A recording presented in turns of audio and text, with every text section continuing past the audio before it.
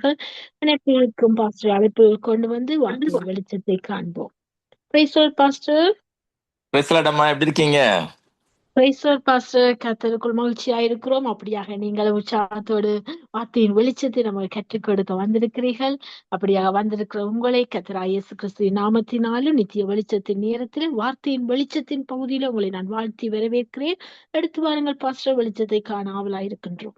ஆமென். ஒரு சின்ன ஜெபத்தோட ஆரம்பிப்போம். ஆமென். இரக்கம் கிருபையும் உள்ள பரமபிதாவே, பரம தகப்பனே, உம்முடைய நாமத்துக்கு மாத்திரம் மகிமை உண்டாவதாக. ஆண்டவரே, உம்முடைய பரிசுத்தாவின் மூலமாக உம்முடைய வார்த்தையை எங்களுக்கு போதித்தருளும். வெளிப்பாட்டு ஞானத்தை தாரும். அதன்படி நடக்க ஆவியிலே அனலா இருக்க கிருபை செய்யும் ராஜா. அன்பரேசுவின் இன்ப நாமத்தில் ஜெபிக்கிறோம், ஜீவனுள்ள நல்ல பிதாவே. ஆமென். நம்ம இன்னைக்கு பார்க்க போறது இயேசு கிறிஸ்துவுடைய ரத்தத்தின் வல்லமை அப்படிங்கிறத பத்தி பார்க்க போறோம். நம்ம புதிய உடன்படிக்கைன்னு சொல்றோம்ல, அதை பத்தி ஒரு 2 வசனத்தை தியானிக்க போறோம்.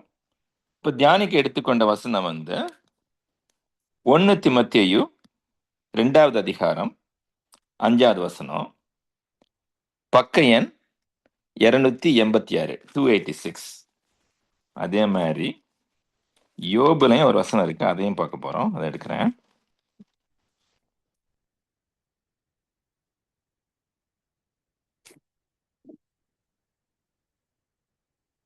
யோபு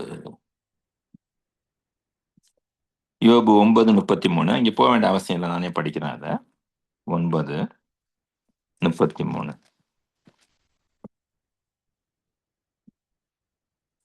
ஓகே, நம்ம 1 தீமோத்தேயு 2:5 பார்ப்போம். தேவன் ஒருவரே, தேவனுக்கு மனுஷருக்கும் மத்தியஸ்தரும் ஒருவரே. இப்ப தேவன் ஒருவரேன்னு பார்க்க போனீங்கன்னாக்க, உபாகமத்துல பார்ப்போம். 6வது அதிகாரத்துல 4வது வசனம் நினைக்கிறேன். Hear O Israel, the Lord our God is one. இஸ்ரவேலை கேளுங்கள், தேவன் ஒருவரே. அதை யூத மக்கள் ஷெமாம்பாங்க. ஷெமானாக்க ஹார்க்கன் இங்கிலீஷ்ல டிரான்ஸ்லேட் பண்ணுவாங்க, பே அட்டென்ஷன் டிரான்ஸ்லேட் பண்ணுவாங்க. இப்போ ஹார்க்கன் அப்படிங்கிற வார்த்தைக்கு அர்த்தத்தை பார்த்தீங்கன்னாக்க, கேளுங்கள், கேட்டதை மட்டும் இருக்காதீங்க, செவி கொடுங்கள். அப்படின்னாக்க கேட்டதும் நீங்க அதை பண்ணுங்க. அதுக்கு தான் அதுதான் அதோட அர்த்தம், ஷெமாங்கிற பதத்துக்கு அர்த்தம். இப்போ யூத கல்ச்சரை பார்க்க போனீங்கன்னாக்க, ஜூவிஷ் கல்ச்சரை பார்க்க போனீங்கன்னாக்க, பிள்ளைங்க எழுத படிக்க தெரிஞ்சுக்கிறதுக்கு முன்னாடியே அவங்களுக்கு இந்த ஷெமா சாங்கை சொல்லி கொடுத்துருவாங்க. இந்த ஷெமா சாங் எப்படின்னாக்க, hear O Israel, the Lord our God is one. அதை எபிரேய மொழியில எப்படி வரும்னாக்க, Shema Israel Adonai, Shema Israel Adonai எலஹீனு அடனாய் காட். இந்த 2 வரியைத்தான் பிள்ளைங்க முதல்ல படிப்பாங்க. அந்த பிள்ளைங்க அம்மா அப்பான்னு சொன்ன உடனே அவங்களுக்கு இந்த வசனம் சொல்லி கொடுத்துருவாங்க. யூத பிள்ளைகளுக்கு அவங்க ரொம்ப புத்திசாலி பிள்ளைங்க. அவங்க அதை சொல்லி சொல்லி அதிலேயே வளருவாங்க. அவங்க தேவனுக்கு முதலிடம் கொடுக்கறது முக்கியமா சொல்லி கொடுப்பாங்க. அது நம்ம முதலிடம் கொடுக்கணும். அந்த தேவன் the Lord our God is one. அவருக்கு பிதா, குமாரன், பரிசுத்தாவின்னு விதவிதமான பரிமாணங்கள் இருந்தாலும் அவர் ஒரே கடவுள், ஒரே தேவன், தேவன் ஒருவரே.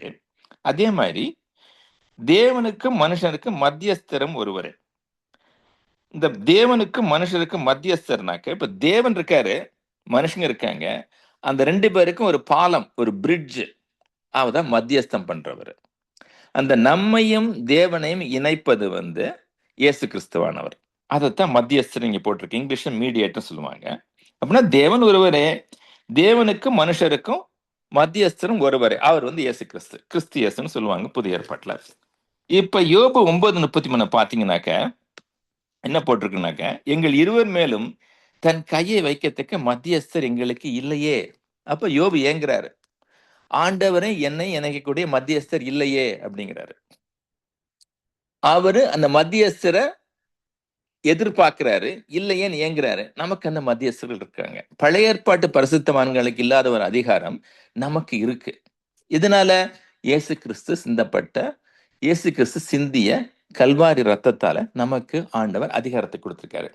நான் கொஞ்சம் பேர்ட்ட பேசியிருக்கேன்னா என்ன ஆகுனாக்க, வாழ்க்கையில கடினமான சந்தர்ப்பங்கள் வரும் பொழுது அவங்க யோபு புக்கை படிப்பாங்க. படிச்சுட்டு யோபு மாதிரி பண்ணிக்கிட்டு இருக்கேன், யோபு மாதிரி நடக்குதுமாங்க. இல்லை நண்பர்களே, அப்படி நம்ம நினைக்கவே கூடாது. ஏன்னாக்க யோபுக்கு அந்த அதிகாரம் இல்லை. அவரு குமாரன் கிடையாது பிதாவுக்கு. நம்ம எல்லாம் குமாரர்கள். நமக்கு ஆண்டவர் அதிகாரத்தை கொடுத்திருக்காரு. இப்ப பழைய ஏற்பாட்டுல பல இடங்கள்ல பார்த்திருப்பீங்க. ஜெக்கரியால பார்க்கலாம், ஜூட்ல பார்க்கலாம், நிறைய இடத்துல பார்க்கலாம். எப்படின்னாக்க the Lord rebukes you அப்படிம்பாங்க. இப்போ வந்து ஜூட்ல பாத்தீங்கன்னாக்க முதல் அதிகாரத்துல, அந்த ஜூட் புத்தகம் இங்கிலீஷ்ல தமிழ்ல வந்து யூத புத்தகமா ஜூட் புத்தகத்துல பாத்தீங்கன்னாக்க முதல் அதிகாரத்துல எப்படி போட்டிருக்குனாக்க, இந்த மோசஸோட சடலத்தை எடுக்கிறதுக்கு வந்து ஒரு வாக்குவாதம் வரும்போது என்ன போட்டிருக்குனாக்க, மைக்கேல் வந்து இட்ஸ் அந்த போட்டிருக்கோம், the Lord rebukes you, தேவன் உன்னை கடிந்து கொள்கிறார்னு போட்டிருக்கோம். அவருக்கு அணிஞ்சு கொள்ள மாட்டாங்க. பழைய ஏற்பாடுல அந்த அதிகாரம் கிடையாது அவங்களுக்கு. நமக்கு அந்த அதிகாரம் கொடுக்கப்பட்டிருக்கு. நமக்கு அந்த அதிகாரம் கொடுக்கப்பட்டிருக்கனால யோபுக்கு நடந்த மாதிரி நமக்கு நடக்க முடியாது, நடக்கக்கூடாது. நம்ம வந்து நம்ம அதிகாரத்தை எடுத்து அந்த ரத்தத்தின் வல்லமையை நம்முடைய வாழ்க்கையில அப்பியாசப்படுத்திக் கொள்ள வேண்டும். அந்த வசனத்தை வச்சு நம்ம வந்து இயேசுவானவர் பண்றாருல மத்தேயு 4ல, பிசாசு வரும்பொழுது இப்படி எழுதி இருக்கிறது அப்படின்னு சொல்லிட்டு அவர் அதிகாரத்தை பிரயோகிக்கிற மாதிரி நாமும் அதிகாரத்தை பிரயோகிக்க வேண்டும். யோபு வந்து ஏங்கின அந்த மத்தியஸ்தர் வந்து வந்துட்டாரு. அந்த மத்தியஸ்தர் வந்ததுனால நமக்கு வந்து அந்த அதிகாரம் கொடுக்கப்பட்டிருக்கிறது. பாருங்களேன், நம்ம யோவான் 3:16 படிப்போம். இந்த வசனம் வந்து எனக்கு ரொம்ப ஆச்சரியமான வசனம். ஏன்னாக்க நான் இந்துவா இருக்கும்போது நிறைய பேர் வந்து எனக்கு வந்து ட்ராக்ஸ் கொடுப்பாங்க, இந்த துண்டு பிரசுரமாக கொடுப்பாங்க படிக்கிறதுக்கு. அதுல நிறைய இடத்துல அது போட்டிருக்கும். அதோட நம்ம வந்து அமெரிக்காவில் நீங்க வந்து ஹோட்டலுக்குலாம் போனீங்கன்னாக்க, ஹோட்டல் தங்கி இருந்தீங்கன்னாக்க, அங்கே வந்து கிடியன்ஸ் வந்து பைபிள் வைப்பாங்க. அந்த பைபிள்ல பாத்தீங்கன்னாக்க அது பெட்டு கிட்ட பைபிள் வச்சிருப்பாங்க. அந்த ஹாலிடே இன்னு, இந்த மேரியட், அந்த மாதிரி இருக்க ஹோட்டல் செயின்ஸ் எல்லாம் போனீங்கன்னாக்க அந்த பைபிள் ஒன்று இருக்கும், கிடியன்ஸ் பைபிள். அதை எடுத்து படிச்சீங்கன்னாக்க உலகத்தில் இருக்க ஒரு 20 மொழிகள்ல யோவான் 3:16 போட்டிருப்பாங்க. எனக்கு தமிழ் ரொம்ப பிடிக்கும், அதனால நான் எடுத்து பார்ப்பேன். பார்த்தாக்க யோவான் 3:16 தமிழ்ல அழகா போட்டிருக்கோம். பார்ப்பேன், என்ன இந்த வசனத்துல இப்படி என்னதான் இருக்கு, ஏன் இப்படி கிறிஸ்டியன்ஸ்லாம் இப்படி அந்த வசனத்தை இவ்வளவு சொல்றாங்க அப்படின்னு யோசிச்சுட்டே இருப்பேன். நான் அந்த வசனத்தை மட்டும் தமிழ்ல படிப்பேன் நான் அந்த காலத்துல. அப்புறம் ரட்சிக்கப்பட்ட பிறகுதான் இந்த வசனத்தின் அருமை எனக்கு புரிஞ்சுது. அதை படிப்போம் நம்ம. இந்த வசனத்தை வந்து நம்ம டெய்லி தியானம் பண்ண வச்சுக்கோங்களேன், அக்கு வேற ஆணி வேற பிரிச்சு 3 பகுதியா பிரிச்சு ஒவ்வொரு பகுதியும் தியானம் பண்ணாக்க அது அவ்வளவு விஷயம் இருக்கு. அதனால இந்த வசனம் வந்து முக்கியமான வசனம், ரட்சிப்புக்கு உண்டான வசனம். இங்க வந்து அமெரிக்கால ஒரு கால்பந்து வீரர் இருந்தாரு. அவர் பேர் வந்து டிம் திபோ.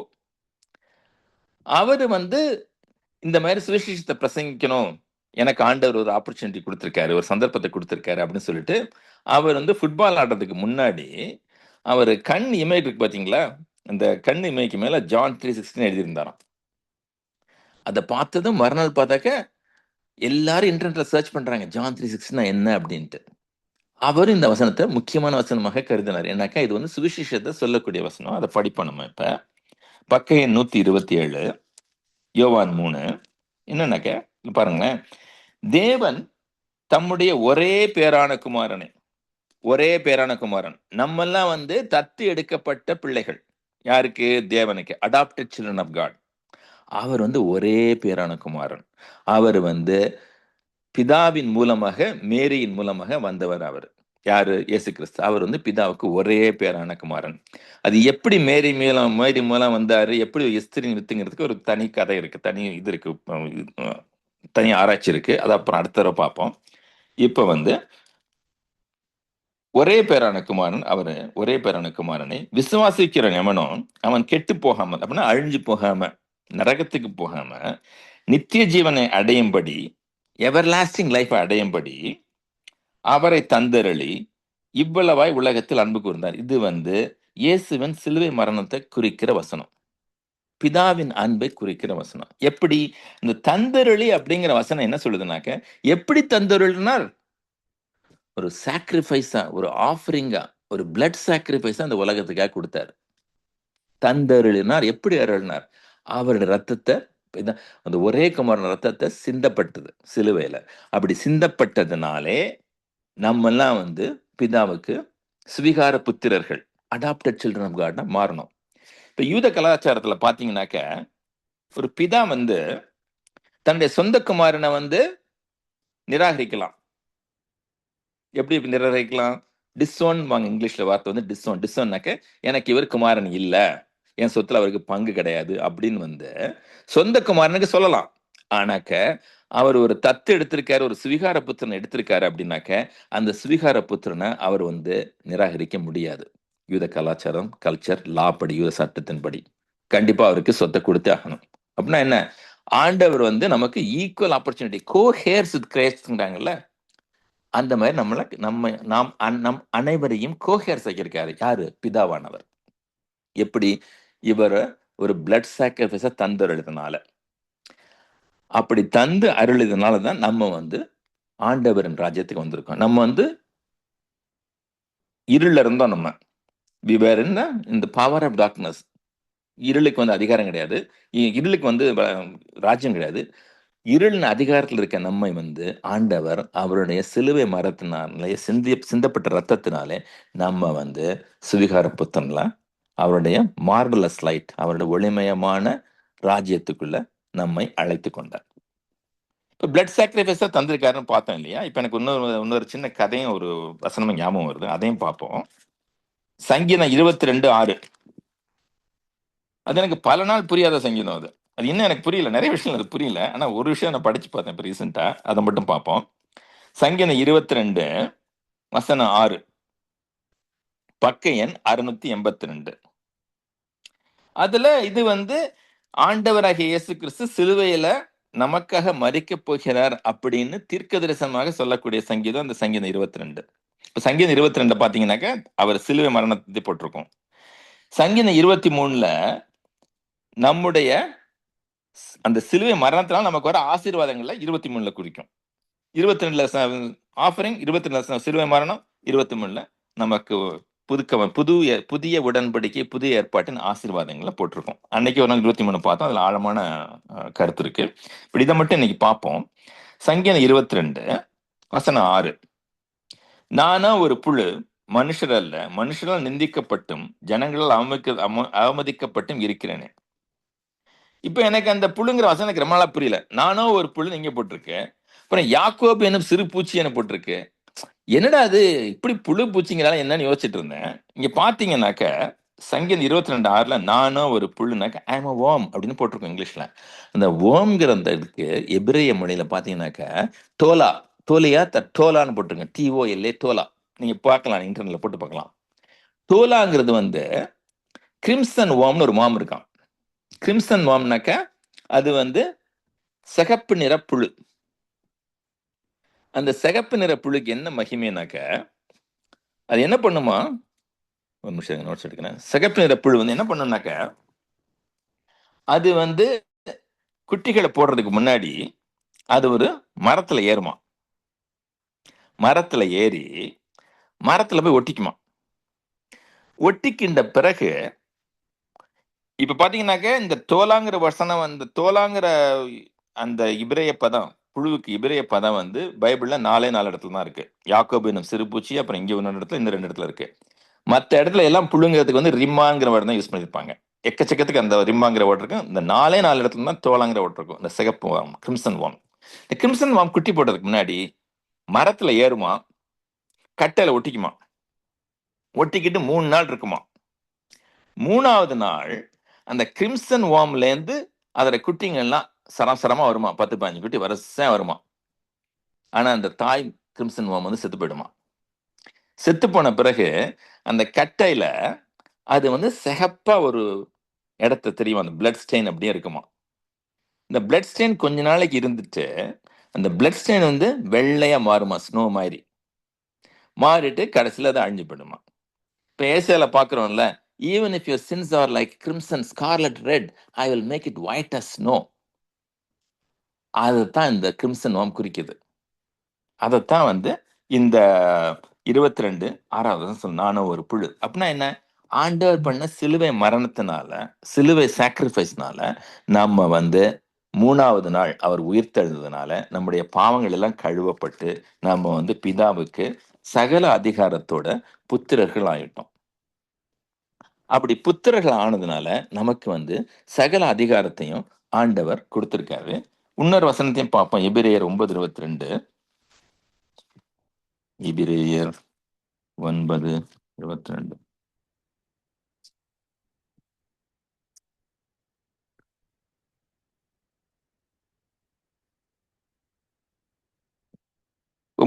பாத்தீங்கன்னாக்க, நியாயப்பிரமாணத்தின்படி கொஞ்சம் குறைய எல்லாமே ரத்தத்தினால் சுத்திகரிக்கப்படும். ரத்தம் சிந்தது இல்லாமல் மன்னிப்பு உண்டாகாது. அதனாலதான் அந்த கிரிம்சன் நாம், அந்த சிகப்பு புழு வந்து ரத்தம் சிந்தி குட்டிகளை ஈன்றெடுக்குது. அதே மாதிரி பிதாவானவர் தன்னுடைய ஒரே குமாரனை இரத்த பலியாக, பாப நிவாரண பலியாக சிலுவையில மரணத்தை சிலுவையில ரத்தம் சிந்தி நம்ம வந்து முழு அதிகாரத்துக்கு சுதந்திரவாளிகளாக ஆக்கி வைக்கிறார். அதனால நமக்கு வந்து அந்த ரத்தம் நமக்கு வல்லமையை கொடுக்குது. அதனால நம்ம ரத்த உடன்படிக்கையை பத்தி, ரத்தத்தை பத்தி நம்ம வந்து படிச்சு தெரிஞ்சுக்கணும். எபேசியர் 6 இருக்கு, நிறைய இடத்துல இருக்கு. அதை பத்தி நம்ம வந்து தெரிந்து கொள்ளும் பொழுது நமக்கு வந்து ஒரு வெளிப்பாட்டு ஞானம் உண்டாகும் போது நமக்கு வந்து ஒரு ரத்தத்தின் ஒரு நம்பிக்கை வரும், விசுவாசம் வரும். நமக்கு அந்த மாதிரி ஆண்டவர் பண்ணியிருக்காரு, நமக்கு சகல அதிகாரம் இருக்கு அப்படின்னு தெரிஞ்சா அப்பதான் பிசாசம் பயப்படும். இப்ப நான் உங்களுக்கு சின்ன கதை, 2-3 கதை ஞாபகம் வருது. எனக்கு ஒரு கதையை சொல்றேன் உங்களுக்கு. இந்த இது வந்து ஸ்மித் விகில்சத்னு ஒருத்தர் இருந்தாரு. அவர் வந்து எப்பவுமே பைபிள் படிச்சுட்டு இருப்பாரு. புதிய ஏற்பாடு, ரத்தத்தின் வல்லமை எல்லாம் அவருக்கு தெரியும். இயேசுவின் நாமத்தை பத்தி நல்லாவே தெரியும். நாமத்திற்கு வல்லமை தெரியும். எல்லா நாமத்துக்கும் மேலான நாமம் இயேசு எனும் நாமம். எபேசியர் பிலிப்பியன்ஸ் 2:3 போட்டிருக்க மாதிரி நல்லா தெரியும் அவருக்கு. அவர் வந்து ஒரு நாள் அவருக்கு வந்து ஒரு அம்மா அவசர அவசரம் ஓடி வந்தாங்களாம். ஓடி வந்துட்டு சொன்னாங்களாம், அவங்க ஹஸ்பண்ட் வந்து செத்து போயிட்டாரு, பெட்ல இருந்து எழுந்திருக்க மாட்டேங்கிறாருன்னு. அப்படியே கண்ணீரும் கதறலுமா வந்தாங்களாம் வீட்டுக்கு. உடனே இவர் வந்து சூட்டை போட்டு போனாராம். அவரு போனாக்க ஒரே பிரச்சனை. அந்த பூட்டுக்குள்ள போனால தெரியுதான் அவருக்கு. அவன் அந்த ஒரு மரணத்தின் ஆவி அவருக்கு தெரியுதான் அவருக்கு உள்ள போனதும். அந்த அம்மா கண்ணீர் விட நிறுத்தலையாம்.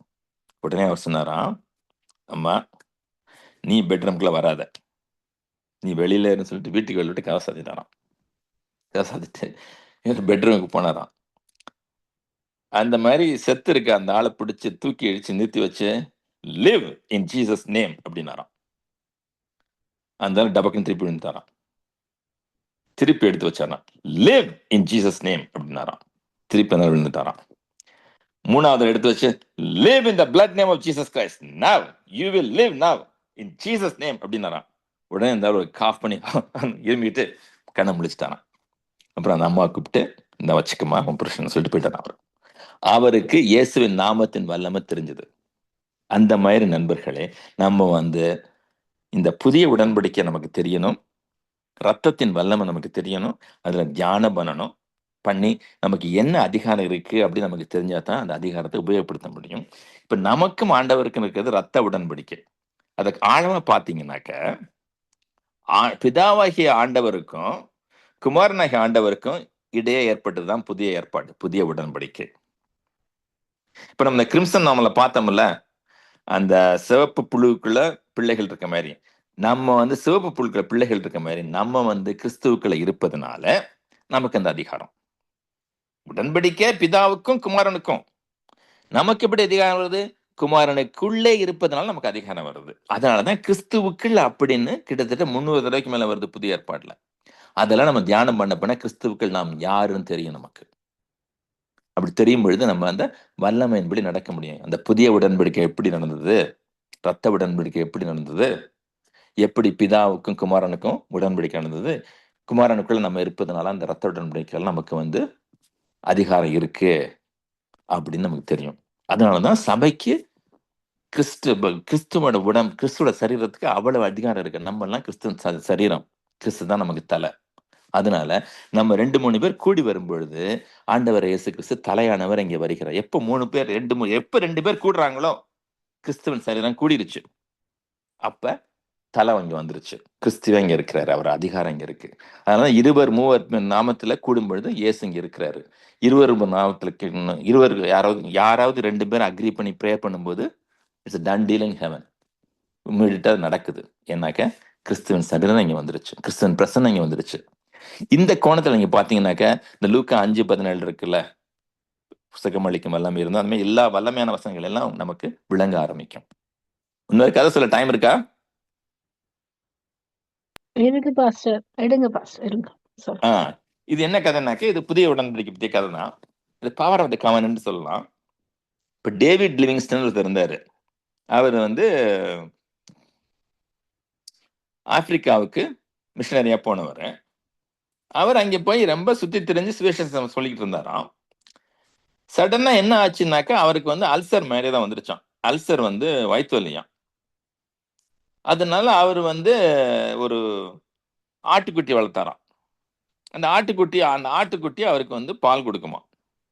அந்த பாலை குடிப்பாரா, அவருக்கு வயிற்று வலி வராமல் இருக்குமா. ஆட்டுக்குட்டி பாலை குடிச்சு அவர் காலத்தை ஓட்டிக்கிட்டு அங்கே சுவிசேஷம் பண்ணிட்டு இருந்தாரு. அப்ப அவர் வந்து ஒரு புது ஆப்பிரிக்க இன மக்களை அவர் வந்து ரீச் அவுட் பண்ணணும். அன்னைக்கு அவங்களுக்கு சுவிசேஷத்தை சொல்லணும். ரொம்ப ட்ரை பண்ணி பார்த்தாராம். அவங்க வந்து கேட்குற மாதிரி இல்லையா. அவங்களுக்குள்ள போக முடியல. அவங்க பயங்கர எதிர்ப்பு, கத்தியும் கப்பட்டாவும் வச்சுக்கிட்டு பயங்கர எதிர்ப்பா இருந்துச்சான். உடனே அவர் கூட இருந்த அசிஸ்டன்ட் ஆப்பிரிக்கனை கேட்டாராம். அவர் அந்த ஊர்க்காரனை, ஏன்பா எப்படி பண்றது இவங்களை வந்து நம்ம சேக்கிரமா வச்சுக்கிறதுன்னு கேட்டாராம். அவர் சொன்னாராம், அது உண்மை கதை, நீங்க இன்டர்நெட்ல பார்க்கலாம், டேவிட் லிவிங்ஸ்டன் ஸ்டோரி தான் வரும் அது. அவர் சொன்னாராம், நீங்க என்ன பண்ணணும்னாக்க, நீங்க வந்து அவங்க கூட ஒரு ரத்த உடன்படிக்கை பண்ணணும். அப்படி உடன்படிக்கை பண்ணிட்டீங்கன்னாக்க அவங்களோட அதிகாரம்லாம் உங்களுக்கும் வந்துடும்.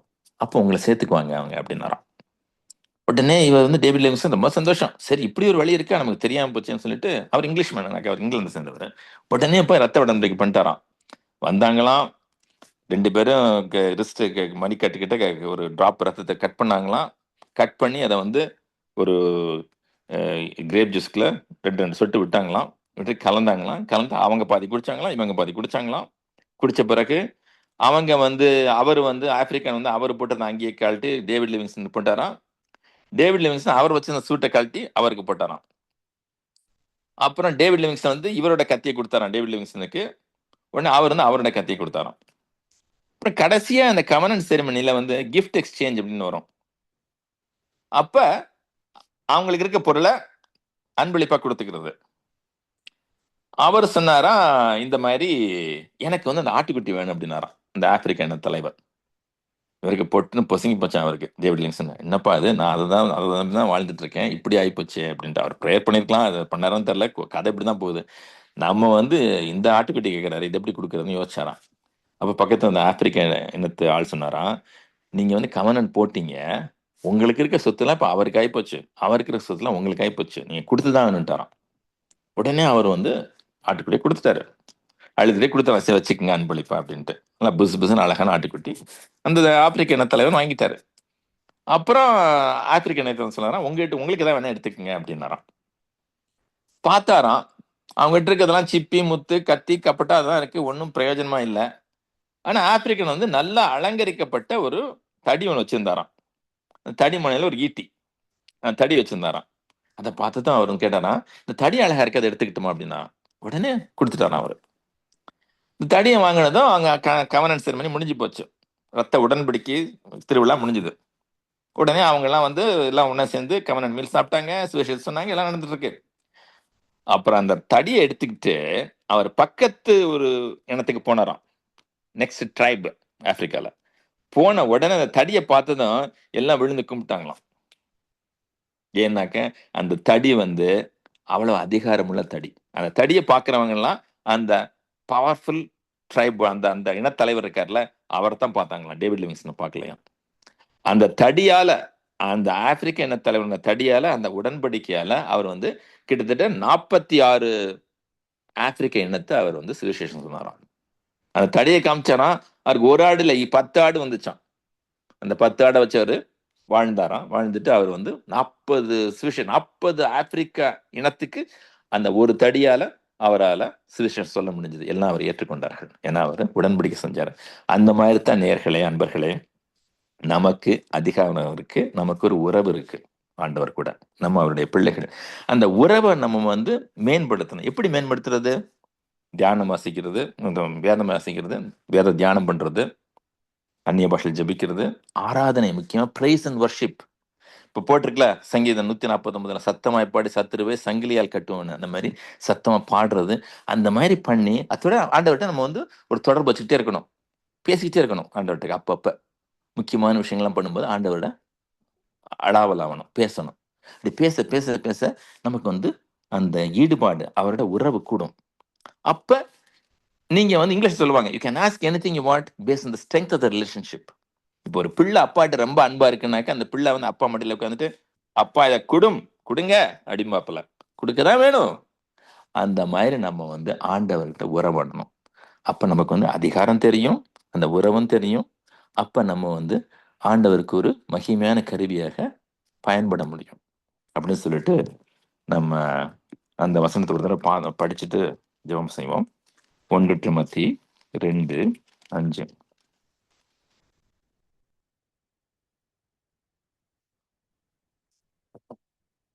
ஓ, என்ன பக்கம் அது? 2 திமோத்தி 386 பக்கம் பாஸ்டர். 286. ஒரு நிமிஷம் இப்போ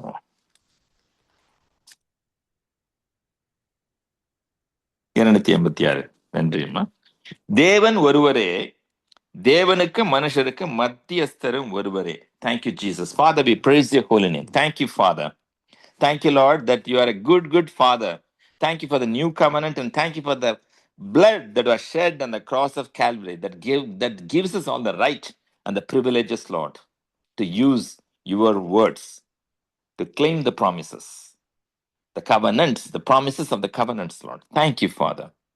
Give us the revelation knowledge to know who we are in Christ and make us useful instruments in the kingdom of God, evangelizing the world, O Lord. Let many souls be saved because we know who we are and we are a blessing to the world, O Lord. I ask you, Father, to bless everyone who is listening to this message. Show them who they are in Christ, O Lord. Use them mightily in your kingdom business. Let many mighty miracles and healings happen as they share the word. Thank you father. ஆண்டவரே, கேட்டுக்கொண்டிருக்கும் அனைவரையும் ஆசீர்வதியும் ராஜா.